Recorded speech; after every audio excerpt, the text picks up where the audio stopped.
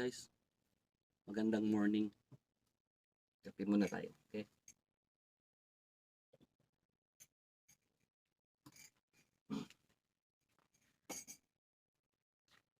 Morning pa lang dito to kasi late na akong natulog. Late na rin akong nagising. Morning daw. Pero 9, anong oras na ba? Baliktad ba?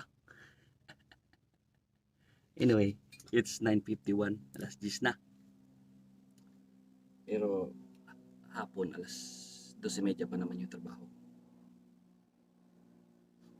Pasensya na kayo sa iba ko kasi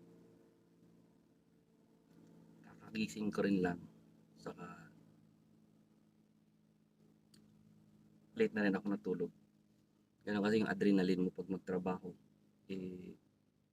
Andyan pa. Plus kahapon o Sabado or Linggo, pagod rin ako kasi meron nga akong project tinapos. So yung gagawin natin ngayon, kita ko sa inyo.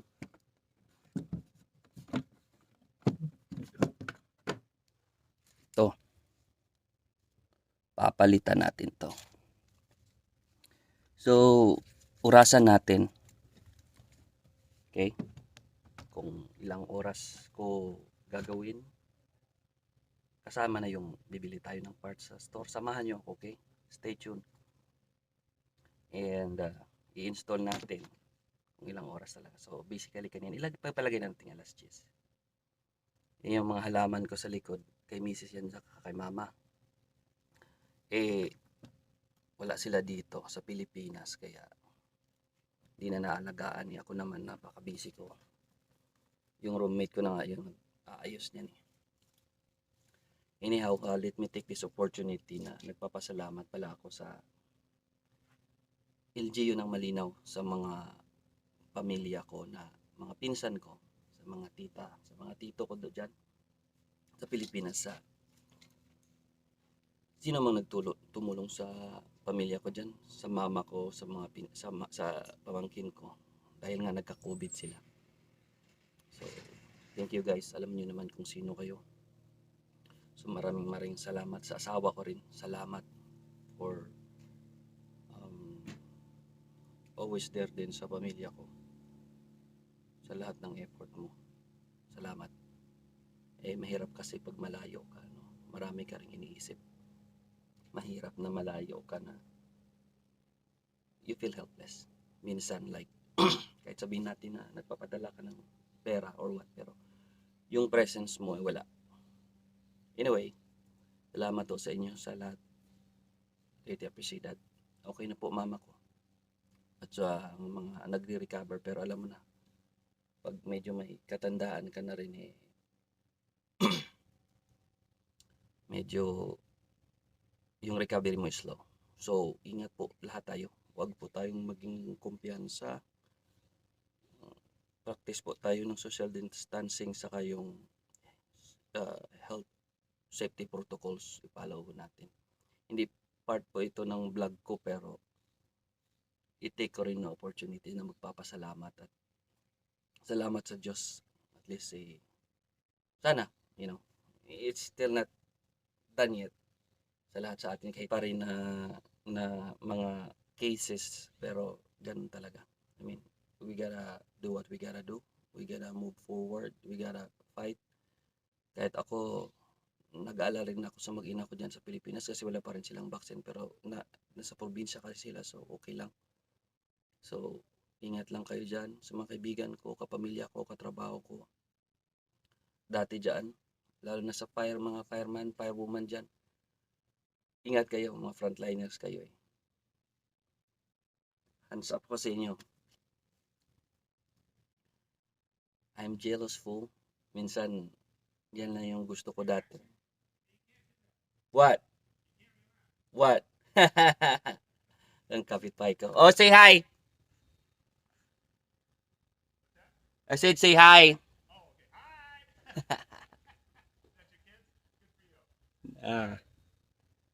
Ayan, kapitbahay kong puti. Hi lang kami dito, wala namang pakialaman yan. Hindi niya alam eh, nagbablog ako. Retired na yan sila. So yeah, yun lang naman po. medyo hindi po drama yan, nagpapasalamat lang talaga. Ngayon po, alas 10, tingnan niyo.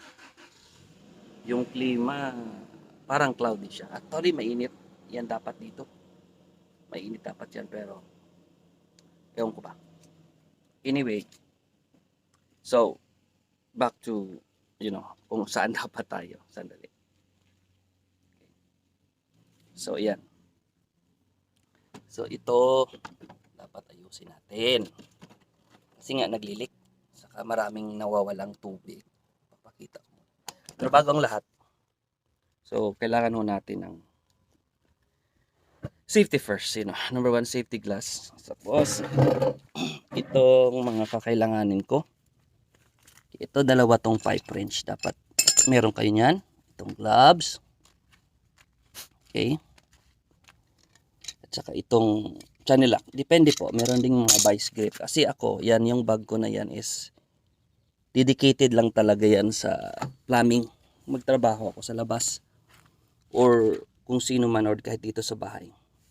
Tinatry ko ho kasi na maging organized as much as possible kasi sa sobrang dami ng gamit ko. Dahil halos lahat, tinatrabaho ko. I need to be more organized. Pero gano'n naman talaga ako kasi napaka-convenient, napaka-sarap ng feeling. Minsan yung security mo na feeling na alam mo makakaya mong trabaho dahil may gamit ka eh. Importante yan dito. So, it's different thing.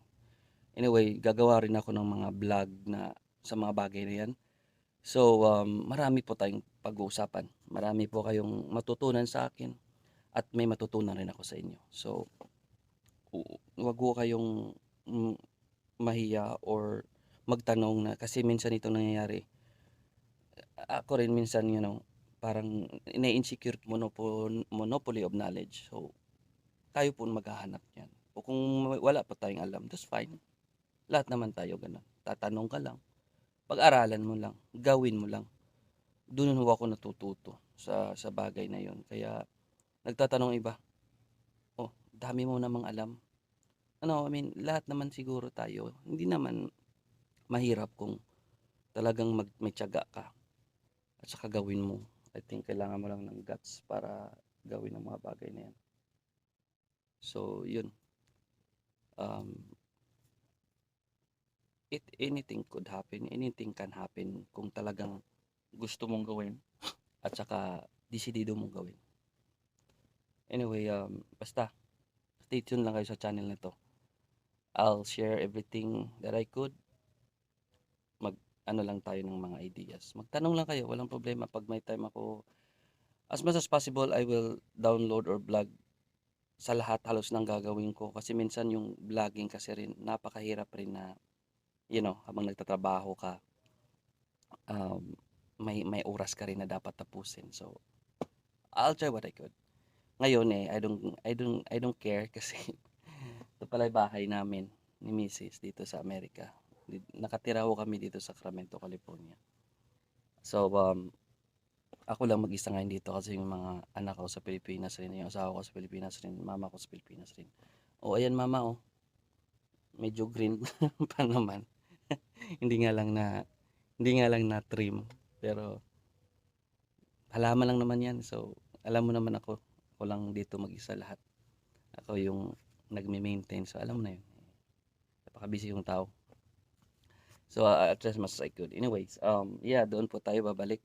Samahan niyo po ako. Pupunta po ako sa store. Kung gaano pong kalayo from the house. Sa bagay lang yan. How much would it cost? Kung magkano dito yung ganun.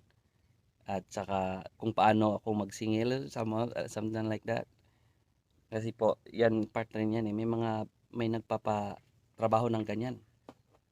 Kasi yung iba talagang, yung mga client ko normally is yung mga, mga may edad na. Yung iba, wala ring gamit. Yung iba, busy rin. Tulad nito, itong mga gamit na to, kung iisang bisis mo lang namang gagamitin yan diba, kung sa iba, they don't care. Pero, sinasuggest ko, kung may bahay ka, or homeowner ka, as much as possible, tulad ko, you could have everything na mga tools na kakailanganin mo sa bahay.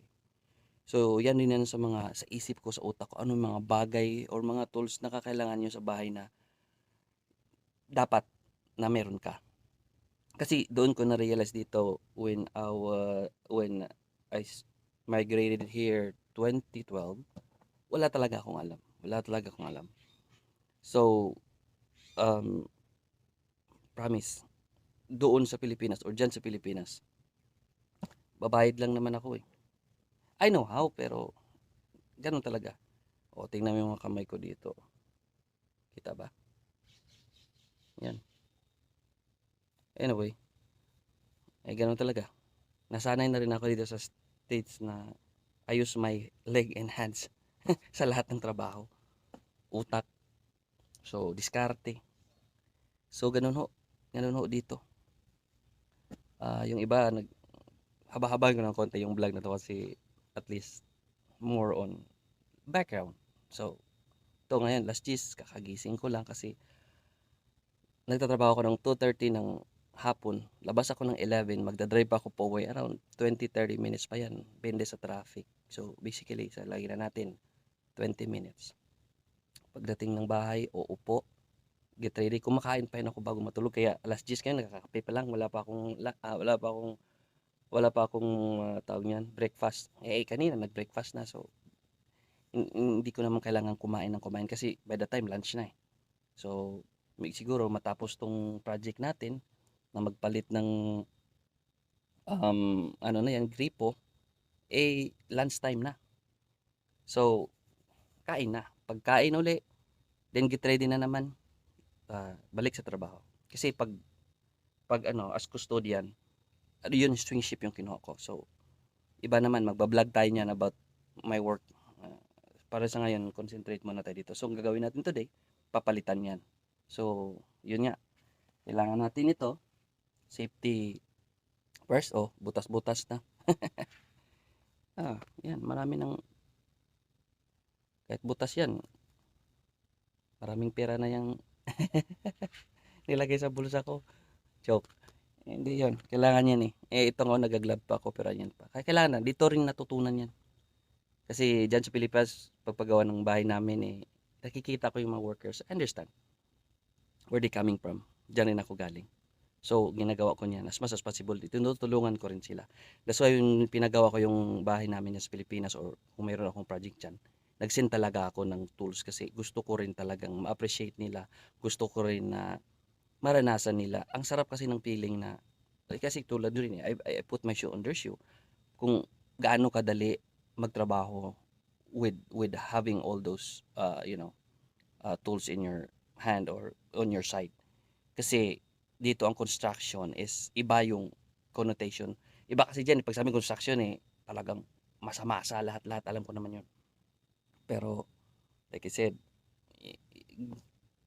baguhin natin yung konsepto sa vlog na to. Ito yung one of the main goal na i-change natin yung mindset natin rin. Tulungan rin natin ng mga taong ganyan.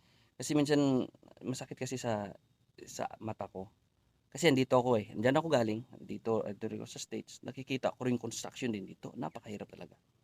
Well, anyway, basta marami tayong pag-usapan. Trust me. Stay tuned lang kayo. O request man kayo kung anong pwede kong gawin na i-vlog ko or meaningful o mag-comment kayo na para i-improve natin. So, actually this is my first vlog talaga aside from my introduction. So, ano ngayon date? 7/27, so July 27, 2021.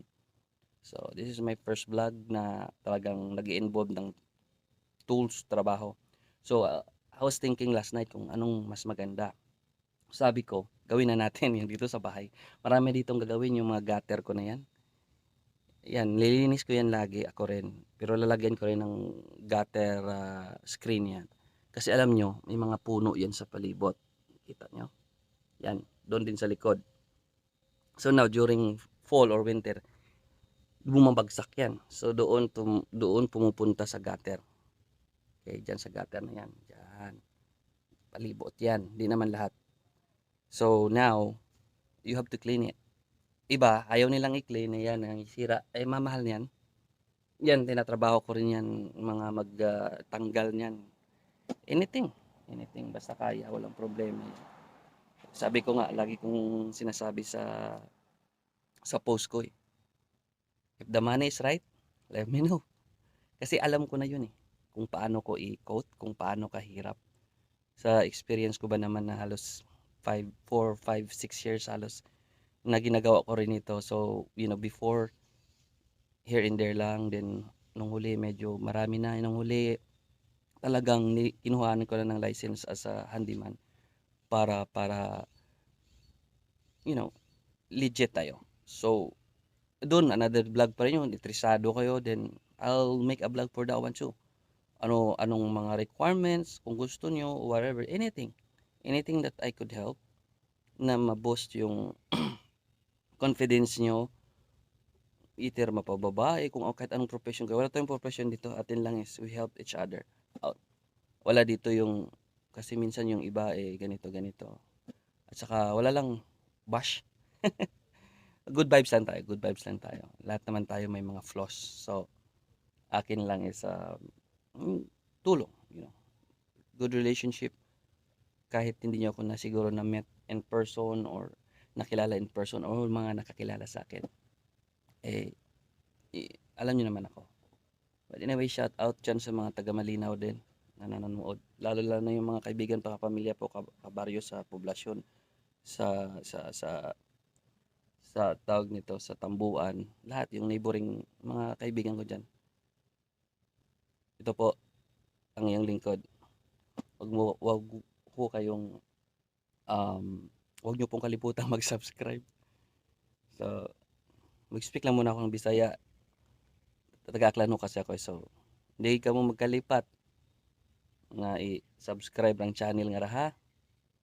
Ay magumugat aron sa iba, pero um, this is kaya sabi ko nga basic sa mga yung hindi talaga or wala talagang alam, or kasi minsan hindi mo naman kailangan talaga na alamin mo lahat, pero mas mabuting may alam ka. Tama? So, kasi malaking bagay na nakakasave ka ng oras at saka pera. Kasi tulad ko, kung talagang hindi ako didiskarte, mahirap kasi ikaw lang nagtatrabaho lahat-lahat. So, yeah, malaking bagay yan. Dito man sa Amerika or kahit sa Pilipinas, kasi nakikita ko na rin yung trending eh.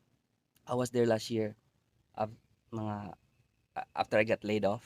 So, another vlog na naman yun. Kung paano tayo mag-cope ng layoff, anong planuhin natin, blah, blah, blah. So, it's another vlog. I'll make a vlog of that one again. Paano ako nabuhay or paano kami nabuhay magpamilya ko na kahit na-lay off ako yun yung struggle ko. Hindi, may pamilya, ang pamilya ko, hindi ko pinapil sa kanila yun. Naghanap ako talaga ng paraan para hindi nila ma-feel yun. Anyhow, share lang ako ng mga experiences ko rin. So, part na yun. At saka yung vlog, ang channel na to is not only more on tools or whatever. More on basic, yan yung basic. Pero may mga ibang bagay pa kung gusto kong i-discuss, gusto niyo itanong, wag ko kayong mag-atubili or wag ko kayong mag-alala. Gagawin ko po yung makakayanan ko sa oras lang na meron po ako. Like I said, at least the initial plan, at least 1 or 2 video every week, or we'll see sa demand ng oras ko, kasi I have to make money too sa outside sa full-time job ko. I'm doing full-time as custodian at the same time I'm doing full-time as a handyman. So, yun po. In a way, ipapa kita ko rin sa inyo dito kung ano at paano. Yung iba siguro mga viewers dito, piece of cake. Yeah, it is. Pero sa iba na nanonood, wala pa rin silang alam niya. So, doon lang tayo sa kanila. Malaking bagay yun. So, samahan niyo ako. Okay? Medyo mahaba-haba na yung video ko na to, pero gusto ko lang makabuluhan lahat yung gagawin natin sa channel na to. At the same time is makapag-inspire rin ho sa inyo, or at least po makapag-motivate. Sana ho hindi po kayo nagsisi sa pag-subscribe na channel na to, pero I'll see to it na may matutunan po kayo. Okay? So, yun naman po talaga yung ano ko, yung goal. So, ngayon po is ikakat ko lang tong video na to, tapos bibidyohin ko rin yung procedure, and then yung pagbili natin ng ano ng parts sa tawag nito sa Lowe's, sa store din pagbalik di install ulit. Okay, see you in a bit guys.